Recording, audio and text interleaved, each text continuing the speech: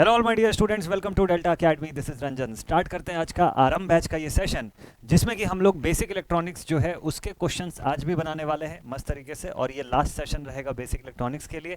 तो इस सेशन पर हम लोग इस आरंभ बैच के बेसिक इलेक्ट्रॉनिक्स के सब्जेक्ट को भी हम लोग कंप्लीट करने वाले हैं। ठीक है, मस्त से बढ़िया से बेसिक से क्वेश्चन आपके लिए लेकर के आया हूँ। आराम से एकदम बनाइएगा, सेशन को जितना हो सके शॉर्ट रखने की कोशिश करेंगे, ताकि कम समय में आप प्रॉपर नंबर ऑफ क्वेश्चन जो है उसको कंप्लीट करें। ठीक है, तो आज के सेशन के जो क्वेश्चन है उसको लेकर के आते हैं यहाँ से।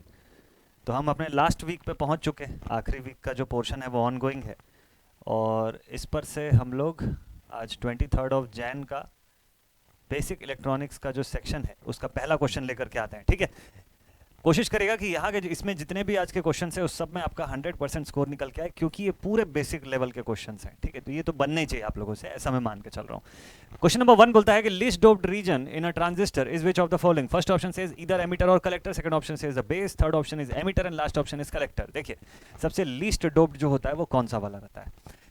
लोएस्ट डोपिंग की अगर हम लोग बात करेंगे ना, तो यहाँ पे एक चीज़ इंपॉर्टेंट है कि आपको तीनों के तीनों सेक्शंस के बारे में के डोपिंग के बारे में एटलीस्ट पता रहे। तो एमिटर, बेस और कलेक्टर रीजन में से एमिटर रीजन जो होता है वो सबसे हेवीली डोप्ड रीजन होता है। ठीक है, एमिटर, बेस और कलेक्टर में से जो एमिटर रीजन होता है, this emitter region is heavily doped. ठीक, हो सकता है अभी लीस्ट पूछा, कभी आपसे हेवीली डोप्ड भी पूछ ले, हेवीली डोप्ड। ठीक, फिर एक तो हो गया एमिटर रीजन, तो ये तो हो नहीं सकता आंसर। दूसरा हो गया कलेक्टर रीजन के बारे में बात कर लेते हैं। जो कलेक्टर रीजन होता है, कलेक्टर रीजन, ये इसकी स्पेस जो होती है वो बड़ी होती है। ये रीजन जो होता है ये बड़ा होता है, even as compare to the emitter और इवन द बेस। लेकिन इसकी डोपिंग जो है वो मॉडरेटली डोप्ड रहता है, ये बहुत हाईली डोप्ड नहीं रहता है। So this is a moderately doped region, moderately doped होता है ये। तो आपके पास क्या बच गया कि सबसे लीस्ट डोप्ड कौन सा होता है, वो होता है बेस रीजन। बेस रीजन जो होता है वो सबसे लीस्ट डोपिंग उसके अंदर की जाती है, सबसे लीस्ट डोपिंग। ठीक है, तो इस क्वेश्चन का करेक्ट आंसर क्या हो जाना चाहिए, इस क्वेश्चन का करेक्ट आंसर होना चाहिए बेस रीजन।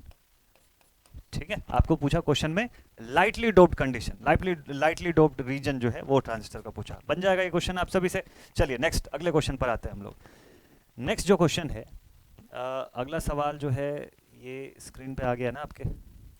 ठीक, चलिए देखते हैं। नेक्स्ट रीजन लिखता है कि pick out the statement which is incorrect. इसमें से गलत स्टेटमेंट जो है उसको आपको अलग से मार्क आउट करना है। फर्स्ट ऑप्शन बोलता है the width of the depletion region increases as the forward bias voltage increases in the case of NP junction diode. NP junction diode अगर है आपके पास, एनपी या पीएन कुछ भी आप लिख लो, इसको अगर हम लोग ऐसे फॉरवर्ड बायस प्रोवाइड करते हैं तो बोलता है कि जो डिप्लीशन रीजन जो है वो बढ़ जाता है। भाई देखिए, डिप्लीशन रीजन के बढ़ने का मतलब ये है कि जो मेजॉरिटी चार्ज कैरियर्स हैं वो दूर होते जा रहे हैं। मेजॉरिटी चार्ज कैरियर्स दूर कब होंगे, जब उनको आप ऐसी सप्लाई देंगे जिस पर कि दोनों ही साइड के majority charge carriers attraction experience करेंगे। कैसे, देखिए, अगर सपोज कर लीजिए आपके पास ये ऐसा पीएन जंक्शन का कॉन्फ़िगरेशन है, इस तरीके से ऐसा एक पीएन जंक्शन का कॉन्फ़िगरेशन है, मान लेते हैं। ठीक है, इस तरीके का। तो आपको पता है कि अगर ये पी साइड सेक्शन है and if this is a N side portion, तो मेजॉरिटी चार्ज क्या क्या रहेगी दोनों तरफ। देखिए, वहां जंक्शन हो गया, ये आपका बैरियर हो गया। ठीक, ये सपोज कर लीजिए ये वाला पोर्शन जो है that is your depletion region. इस पोर्शन को आप डिप्लीशन रीजन जो है अगर वो बोलते हैं। ठीक है, तो देखिए पी टाइप सेमीकंडक्टर जो है इसके मेजॉरिटी चार्ज कैरियर्स क्या हैं, इसके तो मेजॉरिटी चार्ज कैरियर्स जो है दे विल बी होल्स। यहाँ तो होल्स ही मेजॉरिटी चार्ज कैरियर्स रहेंगे ना इस पर। जबकि एन साइड पर क्या है मेजॉरिटी चार्ज कैरियर्स, तो एन साइड पे आप बोलेंगे सर यहाँ पर तो इलेक्ट्रॉन्स है, यहाँ पर तो इलेक्ट्रॉन्स है, ये सब। ठीक, तो अगर सपोज कर लीजिए आपने फॉरवर्ड बायस प्रोवाइड कर दिया, होल्स मतलब पॉजिटिव चार्ज, फॉरवर्ड बायस अगर आप प्रोवाइड करेंगे तो बताइए कि ये डिप्लीशन रीजन बढ़ेगी या कम होगी। ठीक है, ये इलेक्ट्रॉन नहीं दिख रहा होगा ना, चलिए मैं इसमें दोबारा से एक बार ड्रॉ कर देता हूँ। ये हमारे इलेक्ट्रॉन्स हो गए। ठीक है, तो इलेक्ट्रॉन्स नेगेटिव चार्ज, मतलब माइनॉरिटी चार्ज कैरियर यहाँ पे होल है, मेजॉरिटी में तो इलेक्ट्रॉन्स ही है ना। तो अगर आप यहाँ से पॉजिटिव चार्ज अप्लाई कर देंगे तो बताइए फोर्स ऑफ अट्रैक्शन होगा कि रिपल्शन होगा। अट्रैक्शन तो हो ही नहीं सकता है। और अगर फोर्स ऑफ अट्रैक्शन यहाँ नहीं वर्क करेगा तो किसी हाल में डिप्लीशन रीजन जो है वो थिन नहीं हो सकती, वो तो बढ़ती चली जाएगी, उल्टा हो जाएगा। लेकिन यहाँ पे अगर मान लीजिए फोर्स ऑफ अट्रैक्शन होने के लिए यहाँ पे नेगेटिव सप्लाई होता, तब डिप्लीशन रीजन बढ़ती, मैं समझ लेता। लेकिन यहाँ पे क्या सीन है एक्चुअल में कि यहाँ पे तो हम फॉरवर्ड बायस कर रहे हैं, this is the case of forward bias. और अगर हम लोग फॉरवर्ड बायस प्रोवाइड कर रहे हैं तो इस कंडीशन पे यहाँ पे पॉजिटिव सप्लाई आप प्रोवाइड कर रहे हैं, तो ये होल्स को क्या करेगा, ये रिपेल करेगा ना। और अगर रिपेल करेगा तो ये जो आपके पास डिप्लीशन रीजन जो दिखाई दे रही है ये तो कम होने लग जाएगी, ये रिड्यूस होने लग जाएगी, और रिड्यूस होते होते ये थिन हो जाएगी ना, बिल्कुल थिन डिप्लीशन रीजन जो है वो यहाँ पे क्रिएट होगा। तो ये जो पहला सिनारियो आपको गिवन है इस क्वेश्चन के अंदर, दिस इज रॉन्ग। लिखा हुआ है width of the depletion region increases as the forward bias, गलत लिखा हुआ है, रिवर्स बायस के केस में इंक्रीज हो सकता है, not in the case of forward bias. तो पहला ही आंसर मिल गया हमको। बाकी ऑप्शन आप देख सकते हैं, फॉरवर्ड बायस कंडीशन में डायोड हैवीली कंडक्ट्स, ये ऑप्शन जो है दिस इज करेक्ट। आपको इनकरेक्ट वाला ऑप्शन पूछा है, ठीक है, तो ये ऑप्शन सही है। At the low temperature the resistance of the semiconductor is very high. Obviously जब टेम्परेचर बढ़ाते हैं, एनटीसी को फॉलो करते हैं ना ये लोग, जब टेम्परेचर इंक्रीज किया तो रेजिस्टेंस लो हो जाता है, तो ये भी ऑप्शन सही है। Movement of the holes is restricted to the valence band only, yes.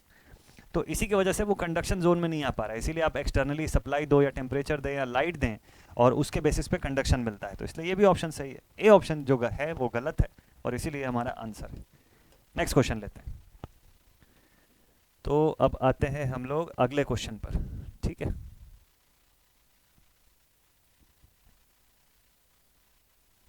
चलिए अगला क्वेश्चन जो है ये क्वेश्चन नंबर 3 आपके सामने आ गया। लिखा हुआ है limiter circuit is also known as, एक लिमिटर सर्किट इसमें से और किसको बोला जाता है, ठीक है। देखिए लिमिटर सर्किट जो होता है वो बेसिकली इस तरीके का सर्किट होता है।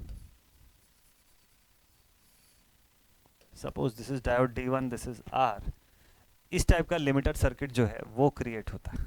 लिमिटर सर्किट होता क्या है वैसे, लिमिटर सर्किट जो है वो होता क्या है, मान लीजिए RL है, यहाँ से आप आउटपुट वोल्टेज जो है V आउट ये बता रहे हो। लिमिटर सर्किट क्या करता है कि जो भी आपकी वेव है उसके किसी भी एक हाफ को, किसी भी एक हाफ के पोर्शन को इनफैक्ट कट कर सकता है, क्लिप कर सकता है, ठीक है। इसी की बात कर रहा है इस क्वेश्चन के अंदर। क्या क्या बोल रहा है यहाँ पे, आपको बोलता है लिमिटर सर्किट। लिमिटर क्या करेगा कि इसकी पीक को लिमिट कर सकता है, वो यहाँ से इसको क्लिप कर सकता है, पॉजिटिव हाफ को या फिर इसके नेगेटिव हाफ को, दोनों में से किसी भी सेक्शंस को वो क्लिपिंग कर सकता है। इसके अंदर ये टेंडेंसीज होती है। तो इस क्वेश्चन का राइट आंसर है clipper circuit, this is the correct answer, ठीक है। क्लिपर सर्किट, क्लैंपर का सीन अलग है, क्लैंपर जो है ठीक इसका अपोजिट वर्क करेगा। चलिए ठीक है, परफेक्ट है, ठीक है ठीक है ठीक है। चलिए ये बन जाएगा आप सभी से। अगले क्वेश्चन पर चलेंगे हम लोग अब। चलिए नेक्स्ट क्वेश्चन लेते हैं जरा। नेक्स्ट क्वेश्चन नंबर 4 लिखता है select the incorrect statement for the NPN transistor. देखिए एनपीएन ट्रांजिस्टर के बारे में बोला, एमिटर बेस कलेक्टर, मतलब एन जो होगा मेजॉरिटी में क्या कौन सा चार्ज कैरियर्स रहेगा वो ध्यान दीजिएगा। पहला ऑप्शन बोलता है in NPN transistor the majority charge carriers are holes, ये तो पहला ही ऑप्शन गलत है, आपको इनकरेक्ट स्टेटमेंट ही फाइंड करना था, देखिए पहले पे ही मिल गया। दूसरा ऑप्शन बोलता है NPN transistor majority charge carriers are electrons, which is right. Mobility of electrons is higher than that of the holes, बिल्कुल सही है, करेक्ट है, इनकी मोबिलिटी ज़्यादा रहती, मास में भी ये लोग कम रहते हैं उसकी तुलना में।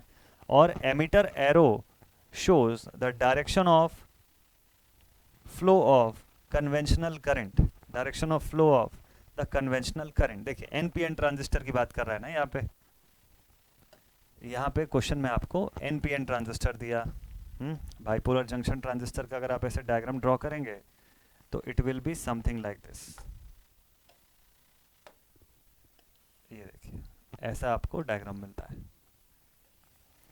अब सपोज कर लीजिए कि this is N P N transistor, ठीक है, और हमको एमिटर बेस और कलेक्टर रीजन को आइडेंटिफाई करना है just by the this production of arrow, कि एरो किस डायरेक्शन में हो रहा है।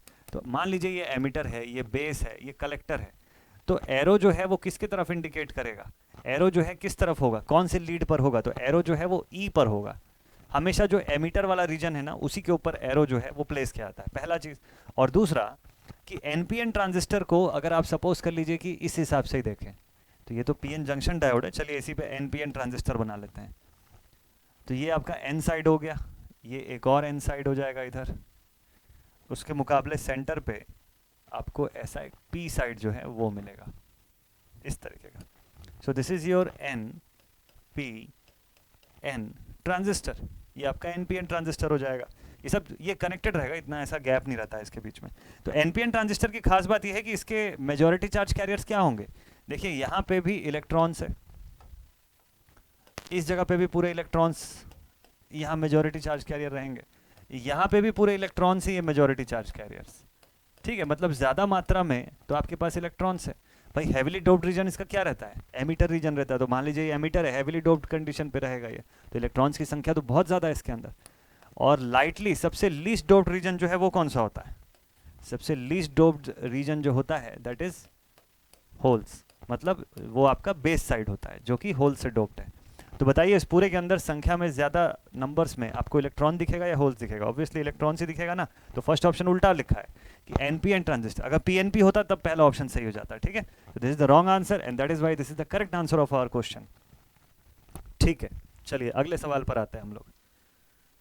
तो अब नेक्स्ट क्वेश्चन जो है वो देख लेते हैं, क्वेश्चन नंबर 5। ये लिखता है which of the following is not a possible BJT configuration, bipolar junction transistor का कौन सा पॉसिबल कॉन्फिगरेशन नहीं है। फर्स्ट ऑप्शन से is the common base configuration, ये तो यूज करते ही हैं हम लोग।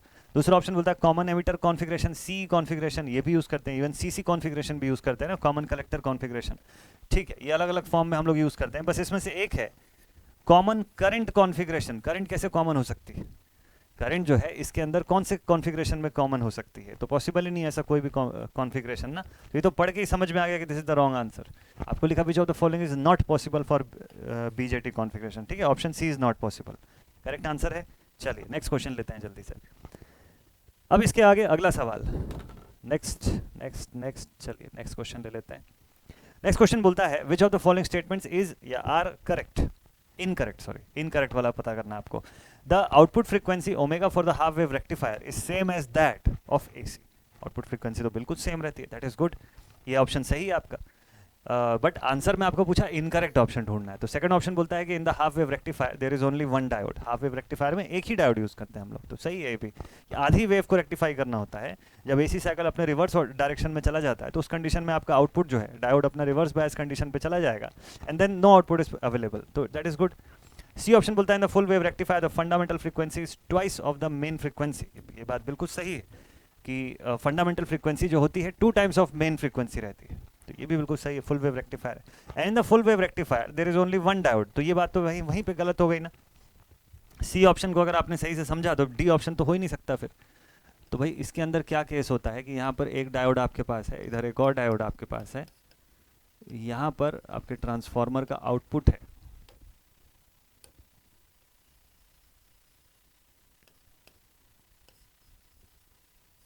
इस तरीके से, और यहाँ पे लगा हुआ है लोड, ठीक है, इस तरीके की कुछ सर्किट बनी हुई है और यहाँ पर ऐसा लोड का कनेक्शन है। तो ये आपके डायोड का कॉन्फ़िगरेशन रहता है, this is the configuration for your diode, ऐसा। तो this is diode D1, this is diode D2। At a time एक बार में एक डायोड जो है वो कंडक्ट कर रहा होता है, उस समय दूसरा डायोड जो है वो रिवर्स बायस के स्टेट पर रहता है, जिसकी वजह से आपको ऐसा आउटपुट मिलता है कि पहली हाफ साइकिल आपको एसी की पहली साइकिल से कन्वर्जन होकर आपको डीसी के फॉर्म में ये मिल गया। सेकंड केस में क्या होगा, डायोड D1 आपका रिवर्स बायस में चला जाएगा और डायोड D2 जो है वो फॉरवर्ड बायस कंडीशन पे आ जाएगा। जब एसी की सप्लाई की डायरेक्शन रिवर्स होगी तो उस कंडीशन पे क्या होगा कि फिर ये कंडक्ट करेगा इधर से, तो इसका मतलब आपका आउटपुट जो है वो ऐसा मिलेगा सेकेंड केस में। तो फुल वेव रेक्टिफायर में हमेशा ये इंपॉर्टेंट है कि 2 डायोड आपके पास होना चाहिए। ब्रिज रेक्टिफायर अगर बोलता है तो 4 डायोड जो है उसका कॉन्फ़िगरेशन हम लोग यूज करते हैं, ठीक है। तो ऑप्शन डी जो है ये यहाँ पर इनकरेक्ट है, there is only one diode बोलता है, जबकि फुल वेव में 2 डायोड होगा, मिनिमम 2 डायोड तो अवेलेबल होगा ही। चलिए ठीक है, डन। नेक्स्ट क्वेश्चन पे आते हैं जरा। अगला सवाल क्वेश्चन नंबर 7, क्वेश्चन नंबर 7 ध्यान से देख के आंसर करिएगा। लिखता है which of the following is the correct match based on the application of diode, diode के एप्लीकेशन के हिसाब से करेक्ट मैच कौन सा है। फर्स्ट ऑप्शन से zener diode reverse bias, second option से फोटो डायोड फॉरवर्ड बायस। देखिए जेना डायोड रिवर्स बायस में ही काम करता है तो हम सब जानते हैं, फोटो डायोड भी इवन रिवर्स बायस में ही काम करता है, तो ये तो गलत है। फोटो डायोड के लिए फॉरवर्ड बायस लिखा हुआ, जबकि इसका भी वर्किंग रिवर्स बायस में ही होगा, ठीक। Half wave rectifier both forward and reverse bias, हाँ SWR जो है वो किसी भी बायसिंग में आप इसको यूज कर सकते हैं ना, both forward and reverse bias का केस। तो मतलब ऑप्शन ए और ऑप्शन सी तो सही है, बी वाला गड़बड़ है। तो ए और सी सही है, यानी कि option A is good. Half wave rectifier both the forward and reverse biased, both forward and reverse biased. क्या हाफ वेव रेक्टिफायर सच में दोनों पे काम करता है क्या, फॉरवर्ड पे भी रिवर्स पे भी? ये आपका ट्रांसफार्मर के साथ ऐसा एक सिंगल डायोड का कनेक्शन रहता है और इसी के हिसाब से हम लोग सर्किट को देखते हैं, ऐसा कुछ। ठीक है, इसको थोड़ा सा और सही करके बना लीजिएगा। तो हाफ वेव रेक्टिफायर के केस में क्या हमको फॉरवर्ड और रिवर्स बायस दोनों कंडीशन मिलती है क्या? भाई फॉरवर्ड और रिवर्स बायस जो है आपको करेक्ट मैच करने बोला ना, हाँ, तो फिर ठीक है, सी और ए ऑप्शन सही है, उस हिसाब से ऑप्शन ए अगर आपने मार्क किया तो दैट इज गुड। ठीक, चलिए नेक्स्ट केस पे चलते हैं। ठीक है, अगले केस पर चलते हैं। क्वेश्चन नंबर 8 जो है वो ले लेते हैं अब जल्दी से। क्वेश्चन नंबर 8, हाँ, विच of the following 14th group element is not a semiconductor? इसमें से कौन सा जो 14th ग्रुप एलिमेंट है उसको सेमीकंडक्टर नहीं कंसीडर करेंगे? चलिए, बहुत ही इंटरेस्टिंग सा फैक्ट है इस क्वेश्चन के अंदर। 14th ग्रुप का कौन सा एलिमेंट जिसे सेमीकंडक्टर नहीं कंसीडर करेंगे? देखिए, सिलिकॉन और जर्मेनियम की तो बात ही नहीं हो सकती। अब यहाँ पे आपको दो ही के बारे में सोचना है, या तो कार्बन और या तो फिर जितने भी है सब सेमीकंडक्टर्स हैं। ये क्वेश्चन आपके लिए होमवर्क है। इस क्वेश्चन को मतलब ऐसे वाले इस मतलब यहाँ जो एलिमेंट्स हैं इनके बारे में हम लोगों ने कई बार बात किया हुआ है, तो इसका आंसर आप लोग कमेंट सेक्शन में ज़रूर से बताइएगा, कमेंट सेक्शन में ज़रूर से बताइएगा। ठीक है, इसका आंसर ये आपके लिए, मैं सोच रहा था कि आपके लिए कौन सा क्वेश्चन आज होमवर्क के तौर पर रहेगा, इस क्वेश्चन को यूज़ कर सकते हैं। This is a good question. 14th group का कौन सा एलिमेंट सेमीकंडक्टर नहीं है बोल रहा है। ठीक है, और ये दोनों तो है, तो इसलिए बी और सी ऑप्शन तो हट गया। अब आपको ए और डी में से बताना है कि सही आंसर क्या है। चाहे तो रीज़न के साथ बता सकते हैं। ठीक है, चाहे तो रीज़न के साथ आप बता सकते हैं। भाई जर्मेनियम सिलिकॉन के लिए तो हमको पता है कि 0.3 इलेक्ट्रॉन वोल्ट और 0.7 इलेक्ट्रॉन वोल्ट जो है वो रिक्वायर्ड रहता है। क्या आपको पता है कि कार्बन के लिए कितना इलेक्ट्रॉन वोल्ट रिक्वायर्ड रहता है?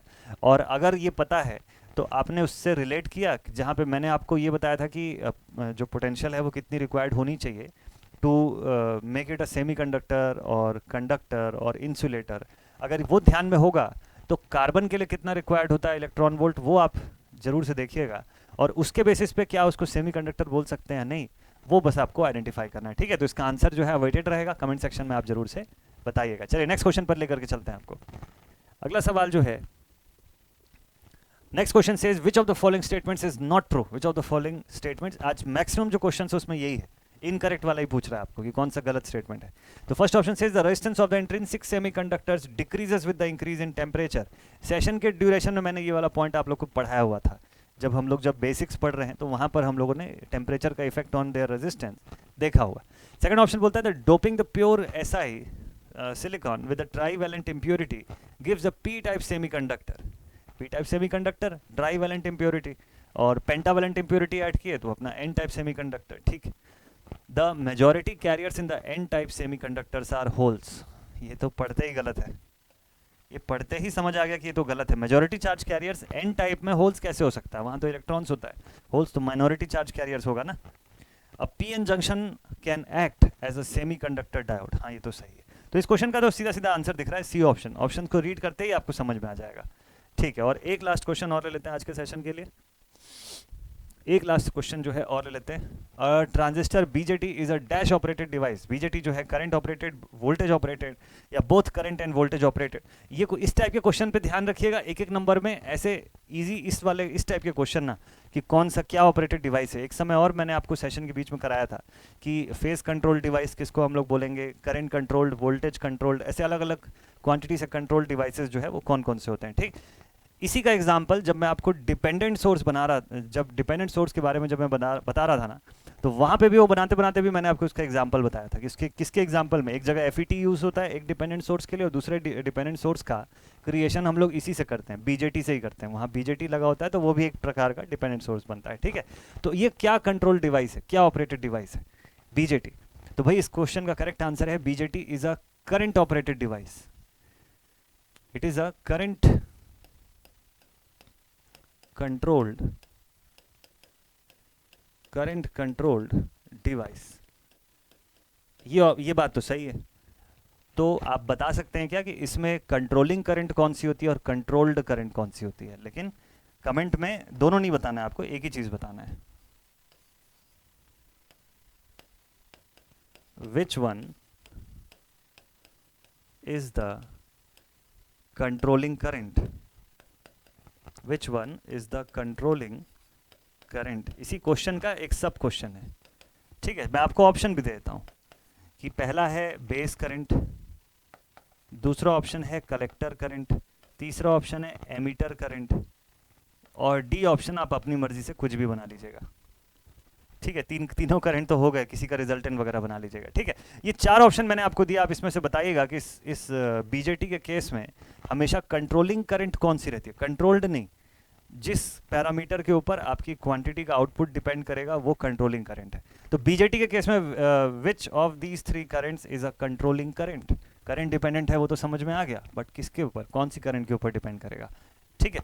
कोई भी एक कॉमन कॉन्फ़िगरेशन जो है उसका आप यूज़ करके एक बार ज़रूर से बताइएगा, ठीक है, कि बीजेटी के केस में ये किस पर स्टैंड कर रहा है। चलिए, तो आज का सेशन यहाँ पर स्टॉप करते हैं, शॉर्ट एंड सिंपल एकदम रखते हैं सेशन को, एकदम बेसिक के क्वेश्चंस थे पूरे के पूरे। आई होप इसमें तो 100% स्कोर आप लोगों का रहा होगा। और ये जो 2 क्वेश्चन मैंने आपको असाइनमेंट दिए उसका आंसर जैसे ही आप कमेंट सेक्शन पर बता देंगे तो स्कोर और 100% मस्त तरीके का हो जाएगा। आगे आपके लोगों के लिए क्या क्या सेशन आने वाला है, किस तरीके के क्वेश्चन बनाने वाले हैं, वो सारा कुछ आपको जल्दी ही मैं बताऊंगा। हो सके तो हम लोग लाइव सेशन का प्लान अब ज़्यादा प्रॉपर वे में रखेंगे, ठीक है। तो मिलते हैं आप सभी से नेक्स्ट वीडियो में। Take care all my dear students and thank you so much for watching this session. जय हिंद।